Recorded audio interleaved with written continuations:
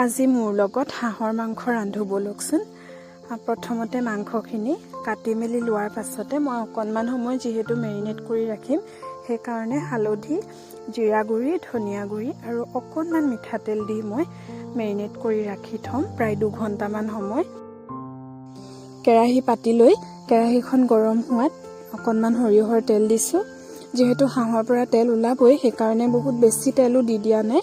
মই যিমানখিনি প্ৰয়োজন হ'ব বুলি ভাবিছোঁ সিমানখিনি দিছোঁ, কাৰণ এটা হাঁহ আছে। তেলখিনি দিয়াৰ পাছতে মই পিঁয়াজ ভাজি লৈছোঁ। পিঁয়াজখিনি অকণমানহে ভাজিম, একেবাৰে ফ্ৰাই কৰি নেপেলাওঁ, কাৰণ হাঁহৰ মাংসটোতো বহুত সময় ভাজিয়ে থাকিব লাগিব। সেইখিনি ভাজ খোৱাৰ লগে লগে পিঁয়াজখিনিও ভাজ যিহেতু খায়ে থাকিব, কাৰণে মাংসখিনি দি লোৱাৰ পাছতে মই ইয়াত সোৱাদ অনুসৰি নিমখ দিছোঁ। নিমখ দি মই অকণমান লৰাই লৈছোঁ। লৰাই লোৱাৰ পাছতে তাত আজি মই আদা নহৰু খুন্দনাত খুন্দি ৰাখিছিলোঁ সেইখিনি দি দিছোঁ লগালগ। অকণমান মই পাছত দিবৰ কাৰণেও ৰাখি থ'ম। এতিয়া ভাজি থাকোঁতে মই তাৰে অলপ দি দিছোঁ। এনেকৈ ঢাকনিখন দি পেলাই ভাজিছোঁ।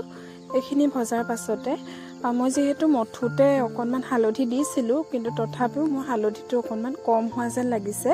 সেইকাৰণে মই এইখিনি সময়তে অকণমান হালধি দি দিম। আৰু হাঁহৰ মাংস বুলি কোৱাৰ লগে লগে ছানৰাইজৰ হাঁহ ছাল কোমোৰা যিটো মছলা, সেই মছলাটো দিয়াৰ লগে লগে সোৱাদটো আৰু বেছি ভাল হৈ যায়। সেইকাৰণে সেই মছলাটো মই দি দিছোঁ। আৰু তাতে মাংসখিনি ভাজি থাকোঁতেই 2টা বিলাহী কাটি দিছোঁ মই। অকণমান বিলাহী দিয়া মাংস মই ভাল পাওঁ, আপোনালোকে ভাল নাপালে নিদিলেও হৈ যাব। বিলাহীখিনি দিয়াৰ পাছতে আকৌ যিখিনি কোমোৰা আৰু আলু কাটি ৰাখিছিলোঁ সেইখিনি মই একেলগেই দি দিছোঁ। এই কোমোৰা আৰু আলুখিনি দিয়াৰ পাছতো মই এনেকৈ ঢাকন দি ভাজি ল'ম। প্ৰায় মই 20-25 মিনিটটো ভাজিছোৱে।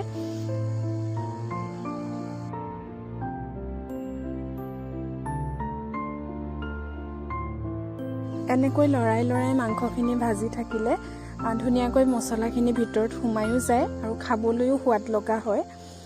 এইখিনি মই ভাজি লোৱাৰ পাছতে অথনি যে মই প্ৰথমতে আদা নহৰু দিছিলোঁ তাৰে অকণমান ৰাখি থৈছিলোঁ বুলি কৈছিলোঁ, সেইখিনি মাংস ভাজি থকাৰ সময়তে দি দিম। আলু আৰু কোমোৰাখিনি প্ৰায় সিজিছে, গলি যাবলৈ আৰম্ভ কৰিছে।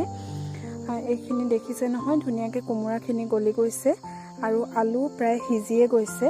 আৰু মই আলু সিজিছে নাই চাই লৈ তাতে মোক যিমানখিনি পানীৰ প্ৰয়োজন হ'ব মই সিমানখিনিয়ে পানী দি ল'ম।